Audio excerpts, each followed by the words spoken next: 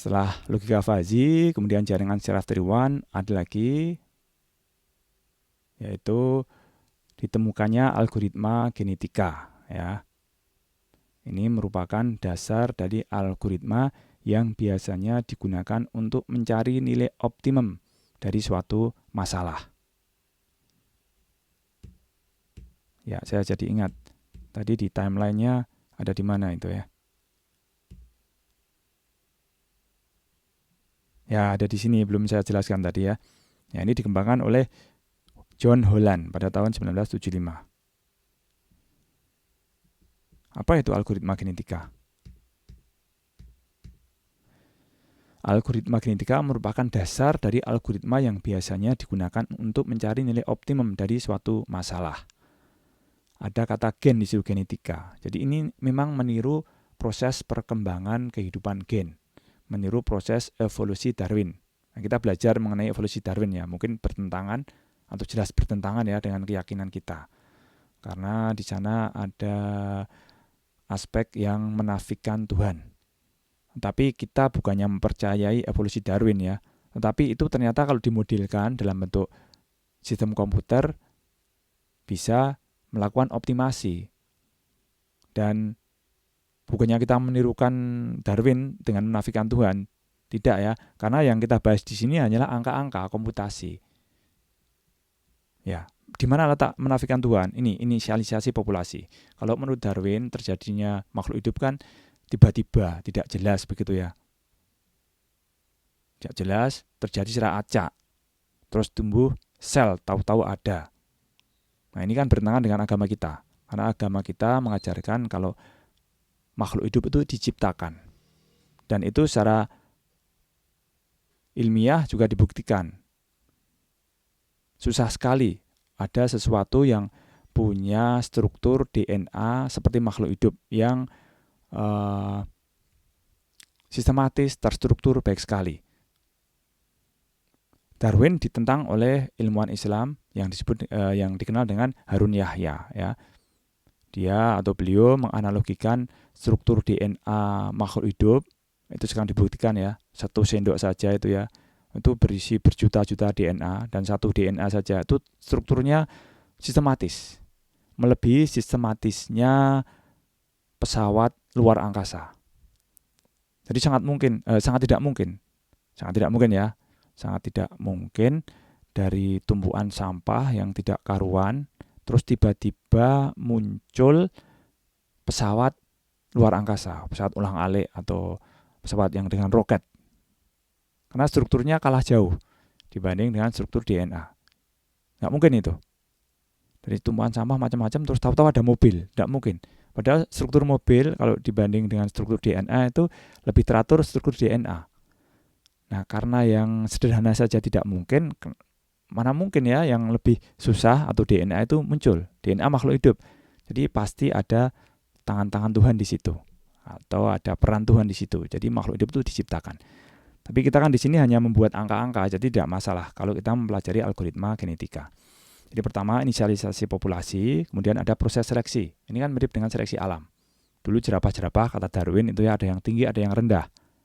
Terus yang tetap bertahan yang tinggi karena makanannya tinggi gitu.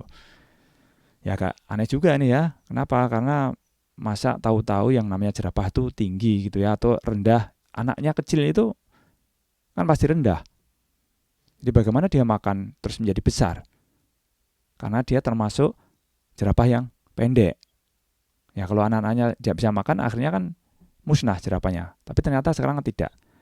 Jadi proses seleksi ini anggap saja menirukan Darwin gitu ya. Ya, setelah diinisialisasi calon-calon solusi itu ya, dia diseleksi mana yang bagus gitu. Kemudian ada proses reproduksi atau penyilangan. Terus ada proses mutasi. Ya kan gen juga mengalami mutasi genetik.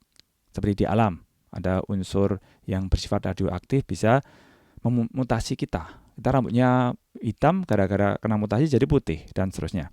Kemudian ada proses evaluasi. Ya, makhluk hidup itu bisa bertahan hidup karena tingkat kebugarannya atau fitnessnya tinggi. Nah, demikian juga dengan solusi. Ya. Solusi calon-calon solusi itu yang berupa populasi itu dievaluasi. Nilai fitnessnya yang didapat dari fungsi objektif. Kalau Anda nanti belajar optimasi akan tahu ya. Itu juga diukur berapa kualitas solusinya. Demikian terus itu berputar gitu ya. Tapi berputarnya tidak dimulai dari inisialisasi populasi ya, dari proses seleksi begitu, reproduksi dan mutasi, kemudian evaluasi, terus berputar. Jadi menirukan proses evolusi Darwin. Yang namanya menciptakan kan hanya sekali ya, ini hanya untuk mulai saja. Tapi yang selanjutnya itu yang berputar. Jadi makhluk hidup selalu seperti itu. Dia sudah reproduksi atau punya anak, kemudian terkena mutasi, hanya kecil yang kena mutasi, kemudian hidup, kemudian bersaing dengan kawan-kawannya, diseleksi, akhirnya dia tetap hidup, ada temannya yang mati, itu terus berputar terus. Itu yang dinamakan dengan algoritma genetika. Contohnya misalnya untuk pencarian rute terpendek. Nah ini rute ya, rute pesawat nih. Kan kalau rutenya salah, nanti bahan bakarnya akan boros. Sehingga tidak optimal penghasilannya. Kemudian ada ini tata letak pabrik. Ini kan kawasan, landscape gitu ya. Ada pabrik. Ini harus diatur, ditata, sehingga urutan proses produksinya tepat. Sehingga misalnya ini satu pabrik mobil, maka nanti mobil bisa diproduksi secepat-cepatnya. Sehingga produksinya bisa memenuhi pesanan dan mendapatkan untung yang paling banyak.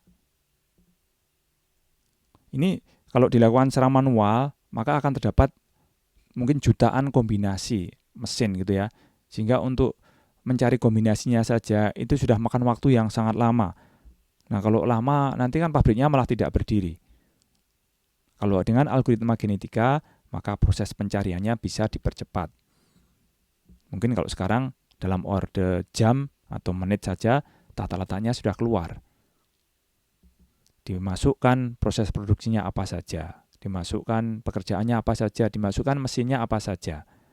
Nanti algoritma genetika bisa mengenerate letaknya seperti apa.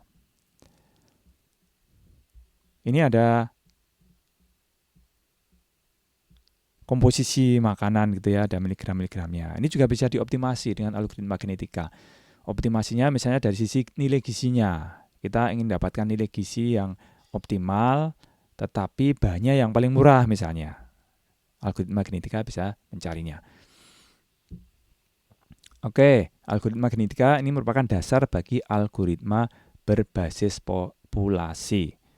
Sekarang sudah berkembang sangat banyak ini ya, algoritma yang berbasis populasi ini. Ada artificial immune system, sistem kekebalan buatan. Jadi bagaimana tubuh ini melawan virus dari luar, itu kan kekebalan ya. Itu ternyata bisa dikomputasikan sehingga menjadi algoritma yang mirip seperti algoritma genetika kemampuannya. Kemudian ada lagi ini Grey Wolf Optimizer. Jadi ini gambarnya ya, malah di sini serigala ya, kawanan serigala. Bagaimana kawanan serigala itu memburu mangsanya. Itu juga bisa dimodelkan sebagai model komputasi yang bisa ditanam ke sistem komputer sehingga bisa seperti algoritma genetika. Masih ada algoritma yang lain, selengkapnya bisa di sini. Ini ada demonya, bahkan ada kodenya ya, codingannya sudah ada, open source.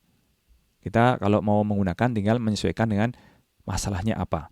Ada algoritma kelelawar misalnya, ada algoritma elang begitu. Kita bisa coba ini, buka ya.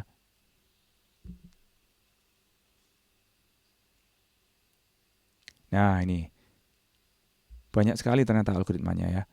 Banyak sekali, bisa dicoba online. Ini bisa dicoba online. Ini fungsi-fungsi yang dioptimalkan.